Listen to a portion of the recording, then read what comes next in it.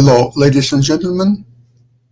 It's Ukrainian talk show on Pod TV. My name is Sasha Star, and today's guest is Ivan Kucherenko from Kyiv, Ukraine. Welcome to the show, Ivan. Hello, Sasha. Hello to everyone. Glad to be here with you today. Excellent. So tell me, Ivan, what is the situation now in Kyiv? Because it's a very confusing situation. Russia does not stop its attacks against Ukraine, its population, its logistical centers and infrastructure. And at the same time, there are a lot of talk about possible negotiations, a peace with Donald Trump, perhaps. And so how people can normally live, really. And actually, I would like to bring Jonathan, Dr. Jonathan Lockwood. Welcome to the show. Great to see you. Thank you, Sasha. Excellent. Hello there, Ivan. Hello, Glad you're here Jonathan. as always. Yeah, I've got a special video for you today because I knew you Okay. will join us today. But before that, I will answer Yes. a question, Sasha. Actually, after the start of full-scale invasion, a lot of so-called experts told that this invasion would be stopped in a couple weeks, in 2-3 weeks, in a couple months, so that we just have to wait a little bit and whole civilized world would unite and stop Russia from this war. United Nations will stop Russia from this war. United States will stop Russia from this war. NATO would stop Russia. Sanctions would be severe sanctions would be imposed.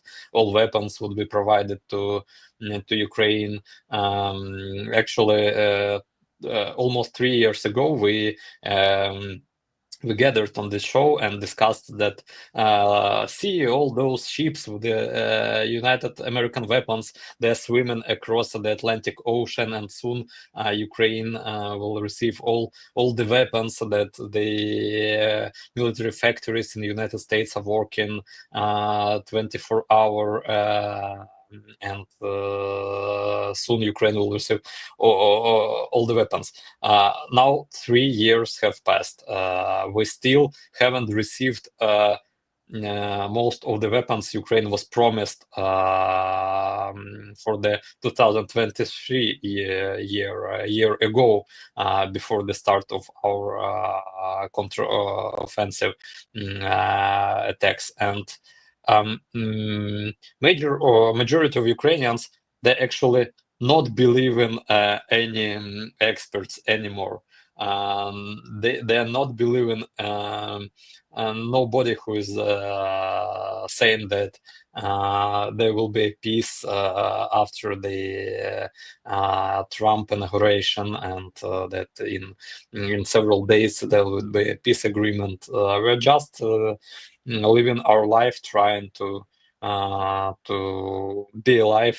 We are happy every day when we woke up and our apartment is not destroyed by Russian Shahed drone or by Russian missile, and we are not making any long-term plans. So all those talks about possible peace and end of this war this year, they're just talks. We understand that Russia will not stop. This is what is obviously in this war, and Ukraine has no way to stop defending, because otherwise Russia will conquer all Ukraine. They will not stop in those parts they are trying to claim. They will try to conquer Kiev again, to capture Kiev, to establish in Kiev their some kind of puppet government, to destroy the Ukrainian independence and to make complete Bucha from all occupied territories, because they will not be satisfied with free Ukrainians living nearby enslaved Russia. the Russian despotic government, they will be not satisfied by free Ukrainian people, by Ukrainian democracy, by Ukraine being a part of European Union, because it shows a very unpleasant for Russian authorities example to Russian people from one side, and Russian people from the other side. They envy the way how Ukrainians live. They're angry how Ukrainians are gathering and changing their government on Maidan if they don't like the way that the government leads Ukraine to. And this is actually some kind of existential war, and this war should be and can be stopped only by major defeat of Russia on the battlefield, what was Jonathan talking about, and by imposing more and more economic sanctions on Russia to make their economy not able to support this war anymore. So this is the only recipe.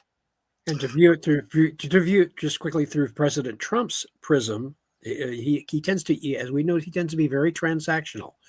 And so what he in effect has to do is raise the cost, both in manpower and in blood and basically blood and treasure for Russia. Raise the cost so high that that he cannot continue the offensive, and that he must be forced to accept a peace, even if it is just an armistice. Yes, Jonathan, you're absolutely right. I was thinking a lot about the most difficult issue of possible peace negotiations or agreements or whatever it might be, is that it cannot be done without guarantees to Ukraine against further Russian attacks 3, 6, 9 months later, or whatever time. And this is almost unsolvable issue, because we already went through Budapest Memorandum, and basically we learned that security guarantees on the part of the West made unilateral are meaningless. Yeah, absolutely. And what's interesting is I've just learned it from a recent interview by Zelensky to American Lex Friedman, I think. It was a very interesting interview in 3 languages, in Russian, Ukrainian, and English, and they were going from one to another. But there was a track, only English available as well, so you could listen to it. The only thing is it's long, but I enjoyed every moment of it. It's very, very high quality material. So what's interesting is that Zelensky said about Budapest Memorandum 2 things. Number one, it's not just US, UK, and Russia. They were initiators of the Budapest guarantees, but they were joined very soon by England, UK, and France. So all 5 nuclear countries, they were behind that memorandum, and yet it didn't work at the end of the day. It didn't do anything. So if you look at bilateral treaties, if you look at all kinds of things, I don't believe, even inclusion in NATO, which is Putin adamantly against. But in case of Ukraine, I even don't think that is enough guarantee. Okay, you can agree for practical purposes. Okay, NATO, okay, that's a guarantee until proven otherwise. And that's logical. But I don't believe that against Russia, even membership in NATO is sufficient enough. Then what is sufficient? I'll come to that in a sec. First of all, there is only one country beside Ukraine who could successfully fight Russia in the last 50, 100 years or so on. And you know what the country is? Israel. Israel, whenever Russia was trying to help Egyptians or so on with their MiG-21 at the time, or even MiG-29 or so on, Israel was destroying all these Russian aircrafts, and Russians refused even to consider to fly themselves and fight with Israelis. Because beside the security guarantees from the United States, Israel has a very powerful and technological army, and this is actually a success story which Ukrainians should take in consideration and do. But because I agree with you and what Zelensky said, even being, of course, Ukraine wants to be a part of the NATO, but even being part of the NATO doesn't guarantee that Ukraine will quickly receive all unnecessary help and assistance from NATO countries, because it's a union of numerous countries, and it will be a great bureaucratic procedure for all those countries to agree that, okay, Ukraine is invaded and we should implement the fifth section of NATO and support Ukraine and involve into this war.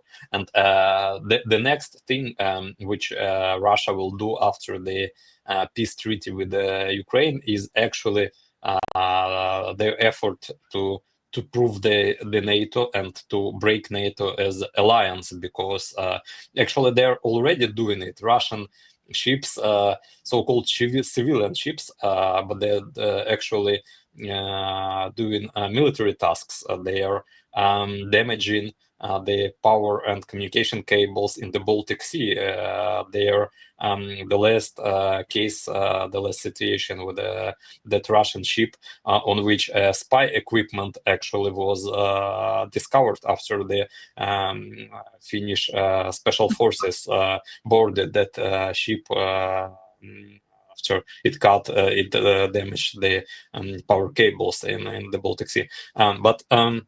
You mentioned the Budapest Memorandum, and as I've predicted it, I've got a video for today about one aspect of Budapest Memorandum, which Ukraine lost after signing it. It's about Ukrainian strategic aviation. So I propose to watch it now.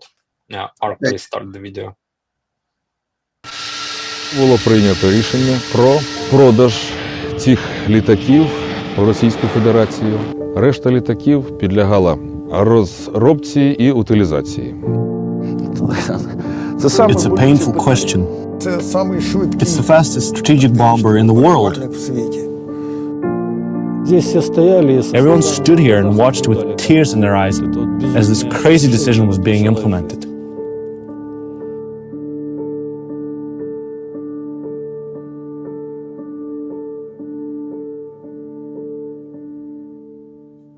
On February 24, 2022, Russia launched the full-scale war, starting with a massive missile attack on Ukraine's strategic targets.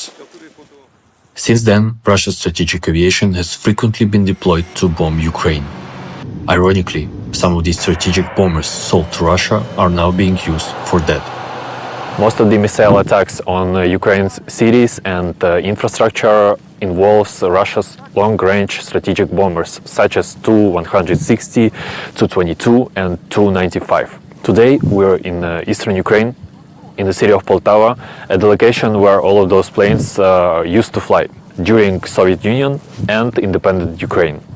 Unfortunately, all of these planes you can see behind me is all that remains of Ukraine's air fleet. And today we're going to talk to the pilots that used to fly these aircraft and discuss with them what happened with the Ukrainian air fleet and how Russia uses it against Ukraine. That 22 M3 is the last one left. I'm a retired officer and I finished my service in our Poltava Heavy Bomber Regiment as Deputy Commander of the Aviation Regiment for Flight Training. My name is Lieutenant Colonel Viktor Savchenko. I started my flying career as an assistant commander, right where I'm sitting now, and started flying here as a lieutenant. So the plane is Tu-22M. During the Cold War, according to the NATO classification, it was called Backfire. The Poltava Regiment belonged to the Poltava Division, which consisted of 3 regiments. One regiment was here, the second regiment was in Priluki, and the third regiment was in Shaykovka. You've probably heard about Shaykovka. That's where Russian planes take off to bomb Ukraine. During the Cold War, the United States and the Soviet Union competed for dominance through nuclear weapons and its delivery systems, intercontinental missiles and strategic bombers. The aircraft you see here, the Tu-95, Tu-22M3 and Tu-160, were designed to destroy America's military power and command structure. Скільки всього міг нести один такий літак? Максимальна бомбова загрузка. Look at the maximum bomb bay, which could carry 24 tons of bombs. Бомб. In the maximum peace load, загрузки 69 FAP-250s. This This is what concerns the bombs. Now, with the replacement of the beams to hang the missiles, the aircraft could carry 3 Ha-22 missiles. В принципе, мы, по большому счету, значит, нужны один-единственный раз будем. То есть на случай развязывания кем-то, значит, против Украины, значит, войны или там. Вот в этом случае мы будем нужны. Но мы к этому случаю постоянно готовимся. А для того, чтобы мы были готовы к этому случаю, естественно, значит, нас должны обеспечить. I'm sitting in the cockpit of Tu-160, or so-called White Swan. It was the newest bomber produced in the Soviet Union before the collapse, and probably the most epic of all aircraft presented here. At the time of production, the Tu-160 was estimated to cost more than $250 million. It is difficult to imagine that at some point Ukraine had not just one, but 19 of such planes. In general, Ukraine inherited more than 100 strategic, long-range bombers after the collapse of Soviet Union.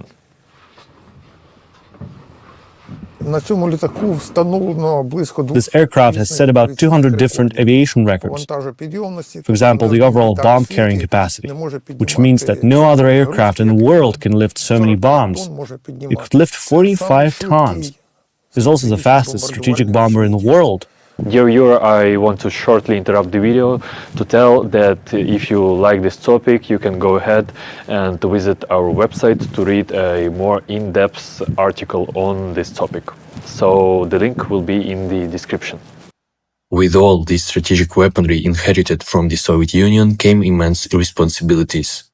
Maintaining the equipment, training specialists, and ensuring a steady supply of fuel came at a significant cost.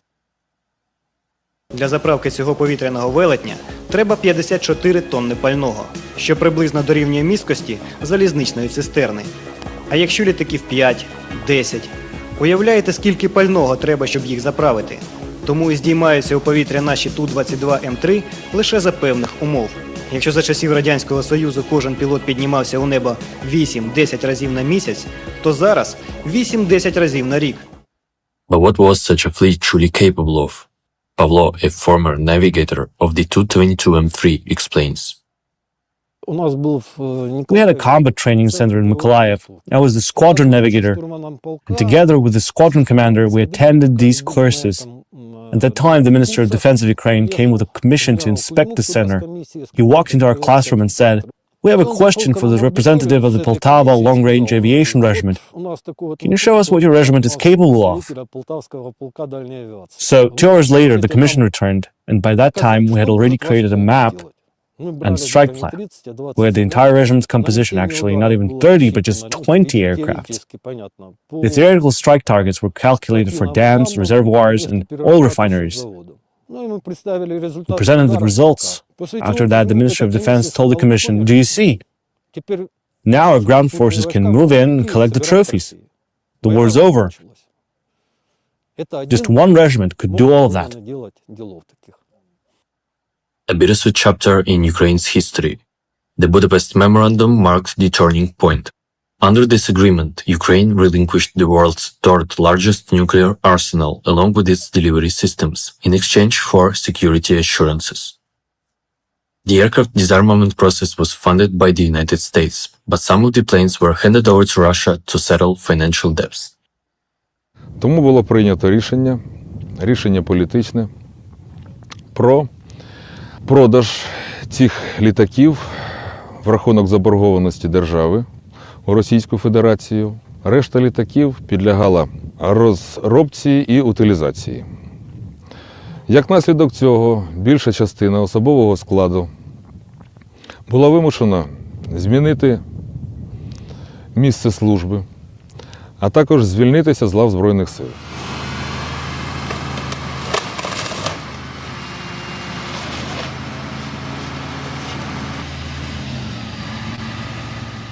Тобто ви навіть не за своїм бажанням, а просто вас всіх звільнили, да? Тоді? Так. Yes, they utilized all the airplanes under this contract. Та даш по тому договору.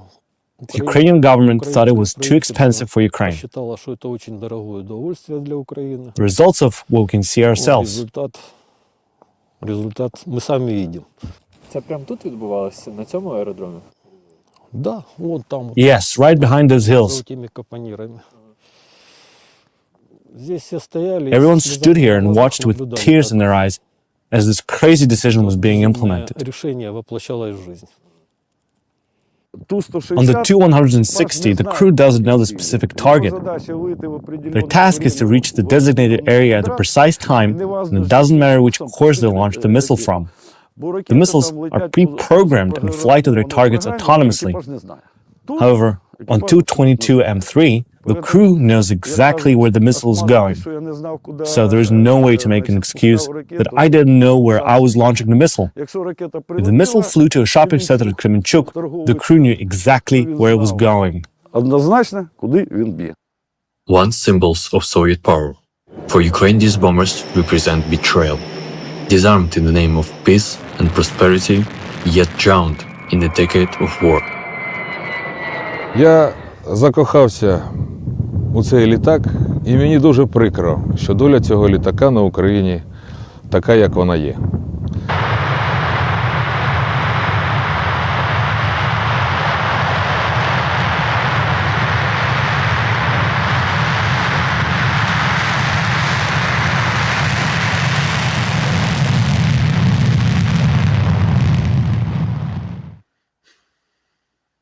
Depressing.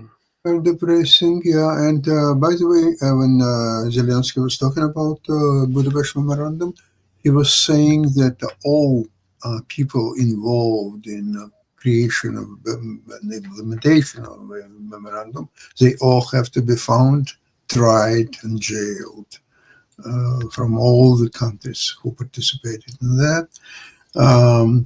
However, I think Clinton a few years ago, he lamented that he regrets that that memorandum was ever signed by the United States. That's also true. Well, basically, it was pretty much an equivalent or a parallel to the 1938 Munich Agreement.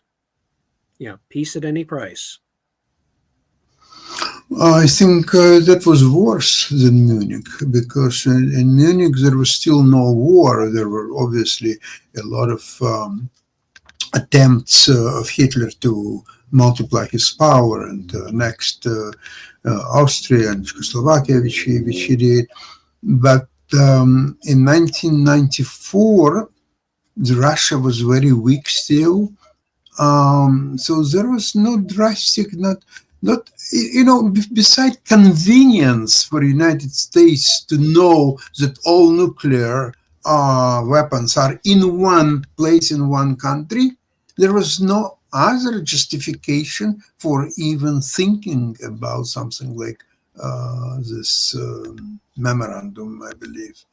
In an article that I wrote back in the fall of 1994 in Strategic Review, my conclusion was, and this was I sent it before the actual memorandum was published. I had submitted it.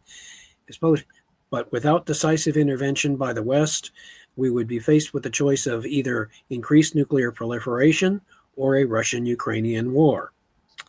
And they made their choice, and what did we get eventually? A Russian-Ukrainian war. Yeah. And as I just wanted to add that as the result, now more and more countries, they see that nobody for them, and this will provoke a new nuclear weapons race, actually, because and no one seen the example of Ukraine, of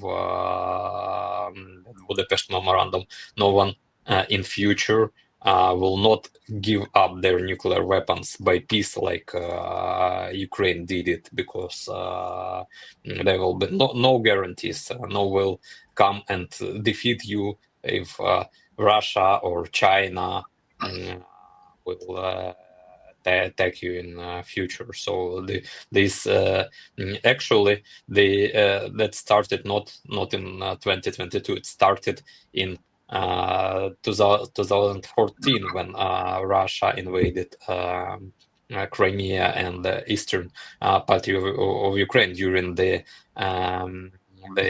President Obama and Democrats being in power, and their weak reaction on actually everybody understood in 2014 that Russia they've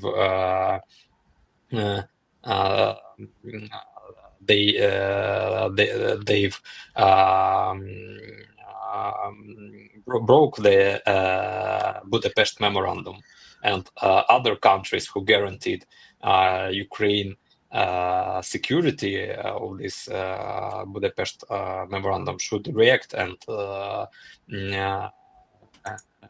protect Ukraine, not by arranging some meetings with the Putin and discussing how to do something, but by bringing forces to Ukraine.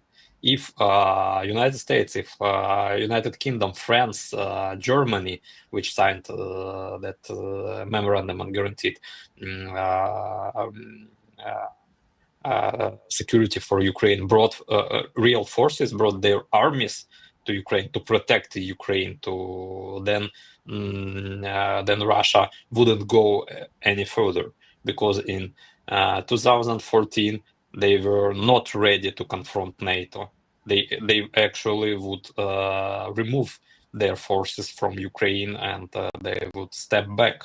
But this didn't happen. Putin understood that he can get all what he wants by power, that nobody will stop him, that Western countries are too afraid of war, of huge war with Russia. They don't want the repeat of Second World War, and they will accept all the atrocities which Russia would commit. Luckily, after their full-scale invasion, there were still no American and European armies in Ukraine, but at least United States and European countries started to help Ukraine with weapons, with security information, and supported Ukraine. Otherwise, Ukraine would not stay. But in order for those security guarantees actually to work, the aggressor should be punished. Otherwise, they will not be working. And this is like Munich of before the Second World War, but much worse, because we are facing the completely insane enemy. By 1938, there was still no war in Europe, besides the civil war in Spain, but that's beside the point. Today, we have two wars, two very active wars and one potential war. It's for China attacking Taiwan. Now, NATO and United States obviously must show their strength in at least this both conflict, Israel and Ukraine.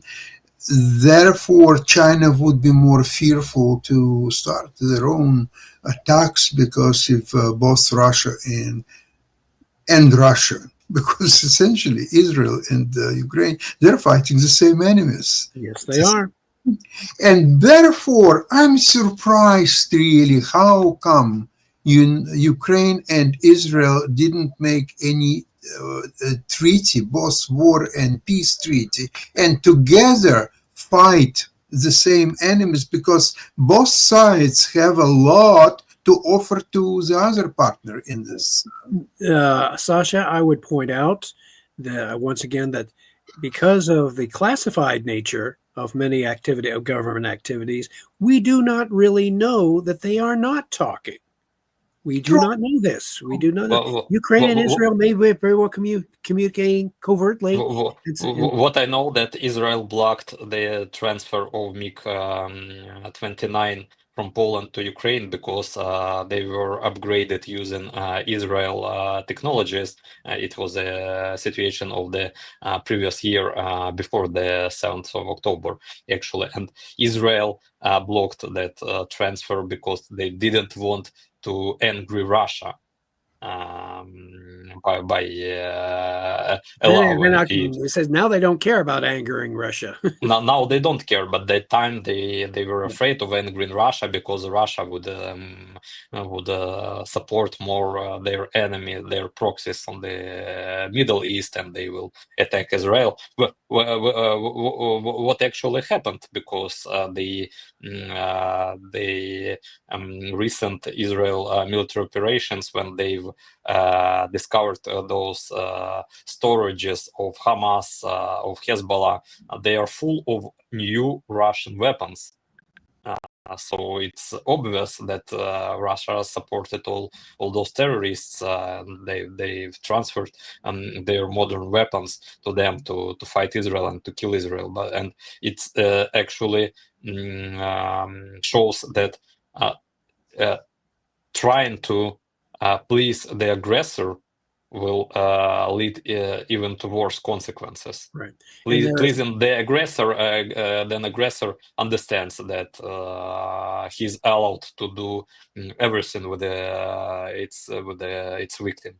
Actually, what they're doing. Yeah, and now, Ivan, there is now no incentive whatsoever for Ukraine and Israel not to cooperate with each other as actively as possible in order to help each other resist the aggressions that are being supported by Russia. And the NATO nations, NATO members, all more or to one degree or another realize that this is their fight too, that Russia has to be stopped decisively, and that Israel has gone a long way towards defeating its enemies and rendering them unable to successfully harm Israel. But now the other piece of it, they have to make sure that Russia is decisively stopped and made to realize and force it, no, you're not going to win this round. You have to stop. You have to pull back.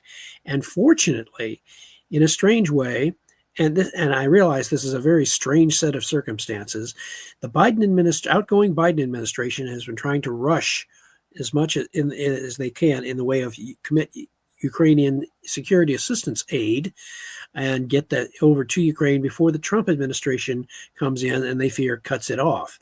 But there are now indications within the Trump transition team, with the appointed Trump cabinet members, that they should not abandon Ukraine, that they should, in fact, if they want to end the war, they want to end the war with a just peace, not with an abject surrender to Russia's aggression. So there is that, and the Trump administration now has the advantage of a unified control of Congress. The Republicans have shown some discipline with their majority, a very slim one, and also their control of the Senate, so that once they are actually in power and implementing their agenda, there is a very good prospect that the new Trump administration, wanting to be different from their predecessors, may actually decide, if we're going to end this war, we want to end it victoriously. President Trump does not want to be seen as as having presided over the destruction of Ukraine. No sane U.S. president would want to do that. So I look at this with cautious optimism that the pieces are coming together and that the Trump administration, their members, will be able to look at this situation and says, we have to do things differently from our predecessor, but we do have to stop this war. So there is hope for that. And I do note with some satisfaction that I had said that Ukraine would probably try to launch another sort of counteroffensive effort in an effort to try and change the situation more in its favor prior to the Trump administration taking power. Well, by increasing their offensive in the Kursk area, They are trying to exploit and further expand their advantage there. What insight do you have on the progress of a renewed Kursk offensive there by the Ukrainians? Ivan?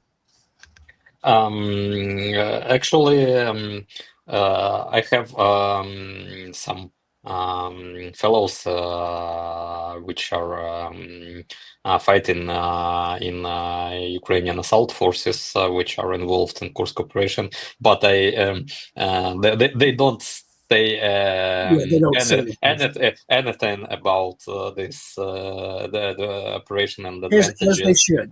They should keep Yeah, quiet. so I discovered from news actually the most of what happening from the deep state, from the Institute of Studying of War, and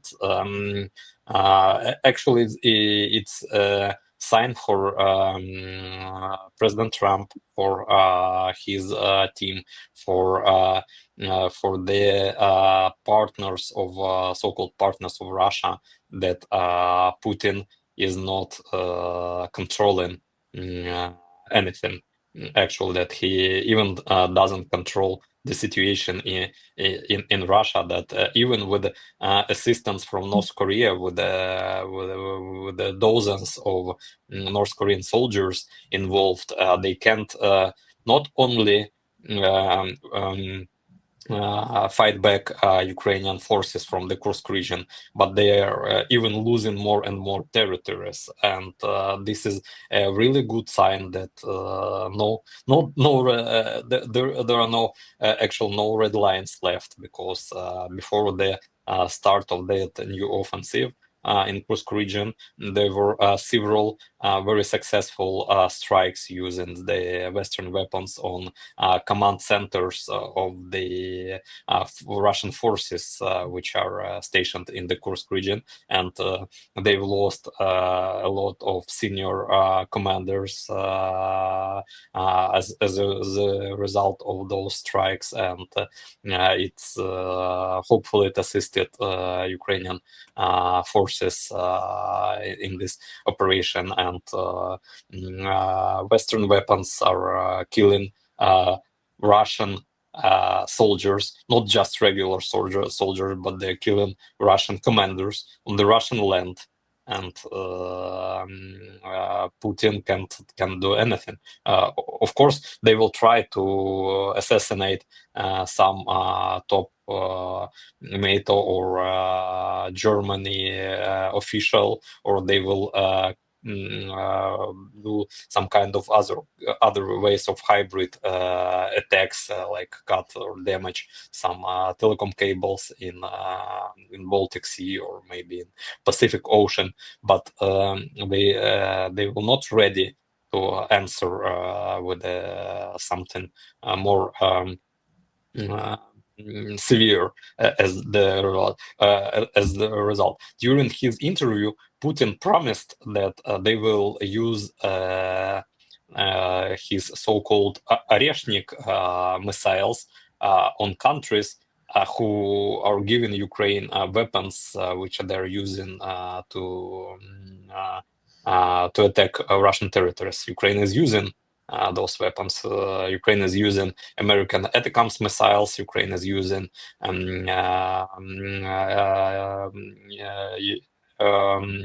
Storm Shadow missiles from United Kingdom, using Scalp missiles from France and Italy. And what is the result?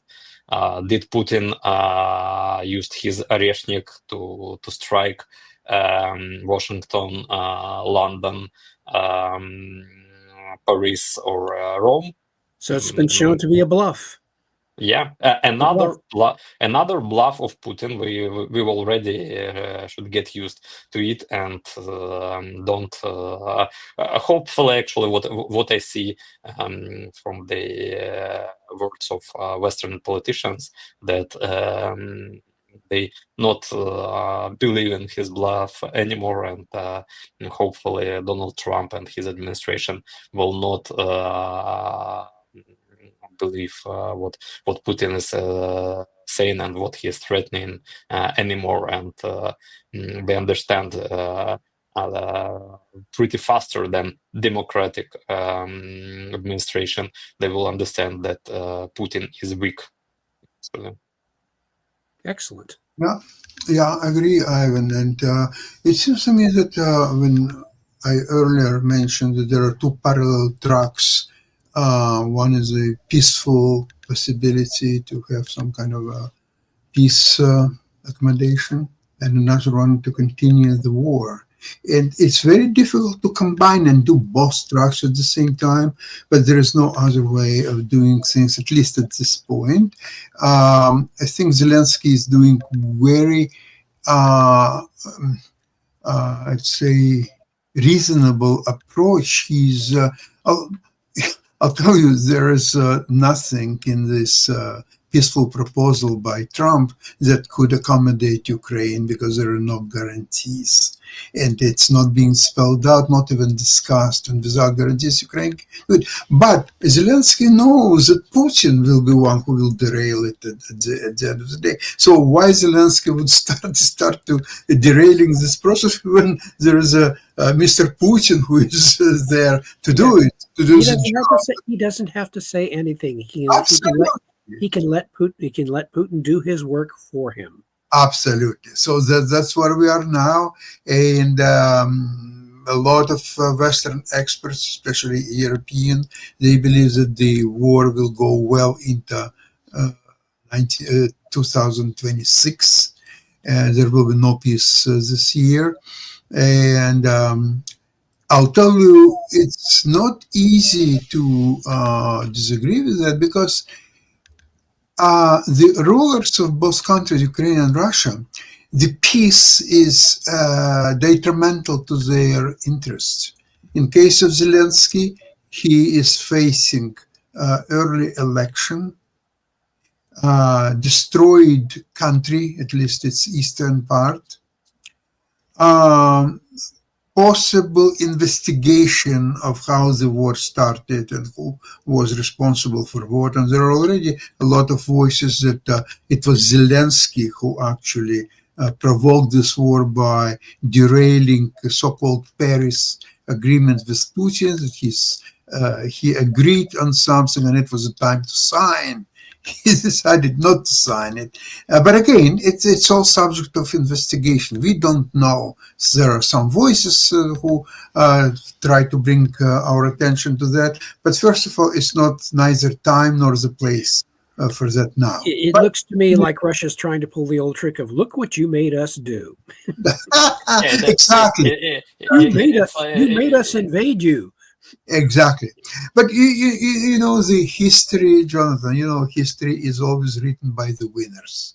So whoever will be the winners, if there will be the winners, they will write history and they will present all the facts which provide the reasons for this or that convictions. And in case of Putin, even more so, because let's see, there is a peace, and what Putin has now, completely ruined economy. They are being taken backward by this war, probably not even 30 or 40 years, but probably more likely like 50 or 60 years.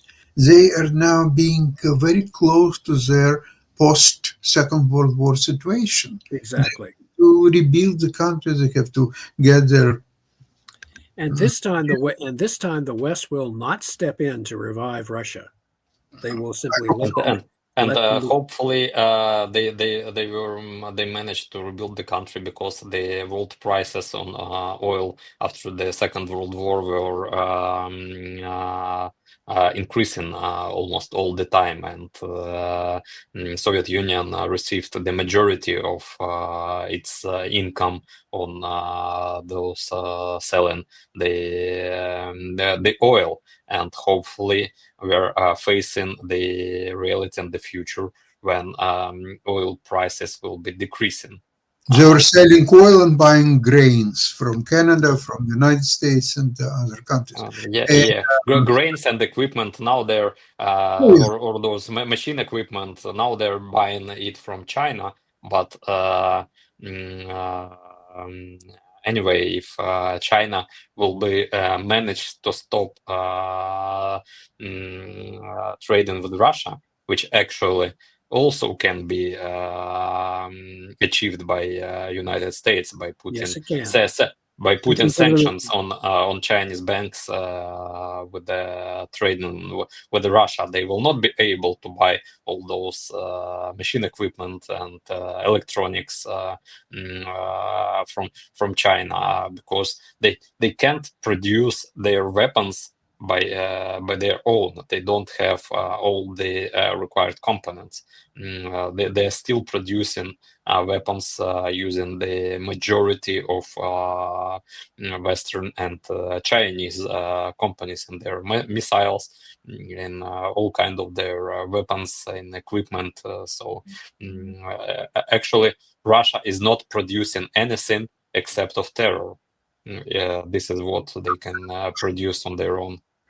I would like to mention that the tool-making machinery is one of the most important in the modern world. And but you have to study Russian open sources publications like newspapers, that Pravda and Izvestia and others. And what's the funny thing is that by Khrushchev time, around 1956, there was a report that Soviet Union is doing great and it's a great economy. The only thing is that the tool-making machinery is now getting 10 years old and it's time now to renew it. Now, when you will look at the same report by Andropov in 1983, he mentions that the Soviet Union is doing great, it's a great country, great economy, but the tool and die-making machinery is now 30 years old. So nothing has transpired from Khrushchev time and to Andropov time. The backwardness just kept increasing. Because Russia never produced tool-making machinery on their own. Even during the times of Russian Empire, they've used all the tool-making machinery from Germany, from UK. They were not able to produce because this machinery should be very precise. Actually, because in order for it to be effective in production, it should be precise. And the Russian they can't make precise weapons. What is okay for Russian weapons to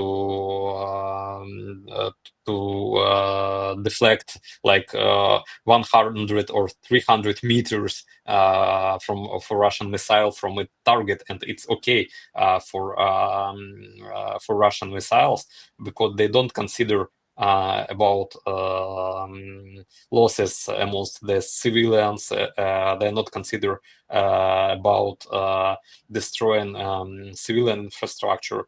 They will just launch 10 missiles, and hopefully one from those 10 missiles will fit its goal and will reach its goal. Other will either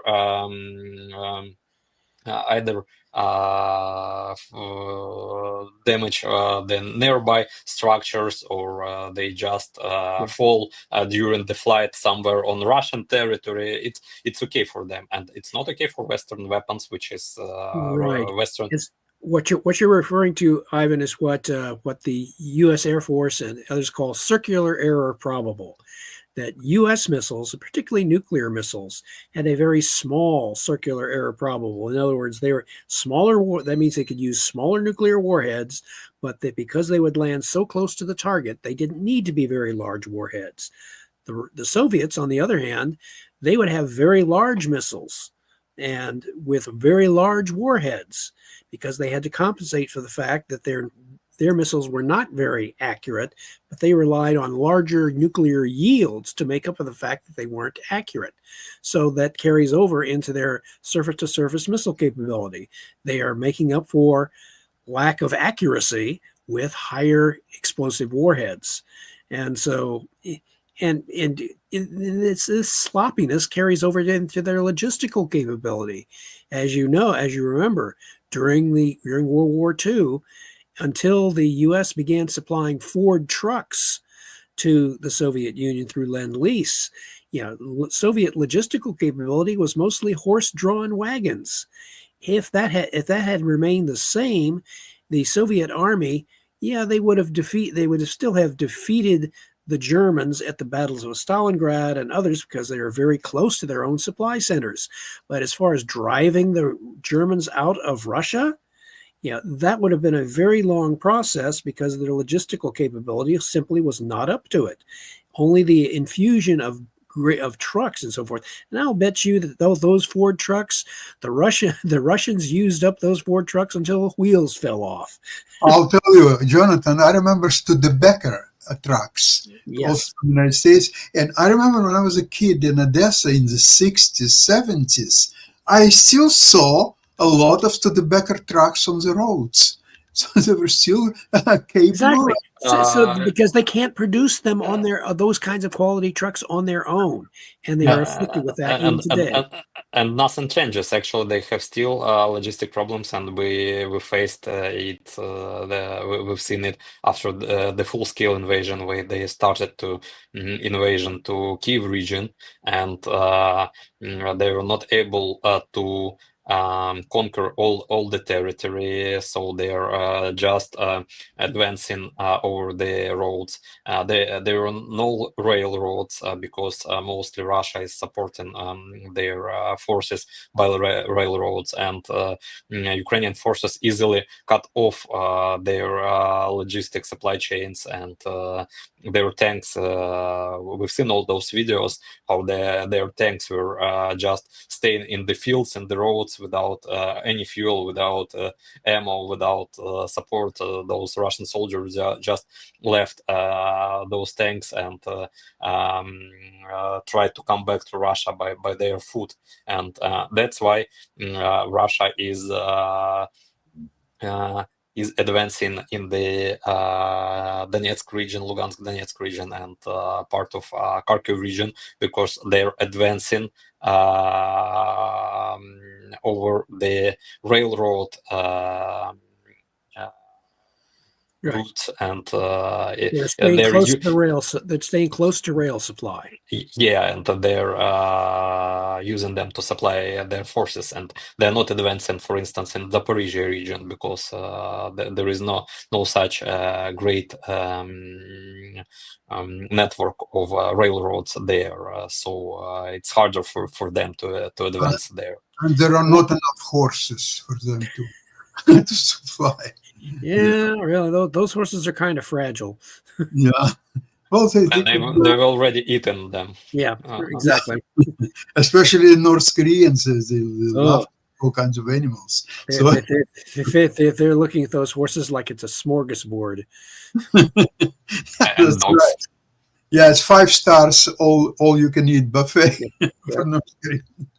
But okay, God bless them. But now, luckily, in Ukraine, dogs can eat North Koreans, but not vice versa. So, Okay. They're very hungry, I guess. The dogs are probably more hungrier than North Koreans. angry on North Koreans. I had no idea dogs would be that desperate. They could be in certain circumstances. Well, anyway, I'm glad we had today's program. I haven't finished, but maybe I'll do it next time, about possible cooperation between Ukraine and Israel. That would be an excellent.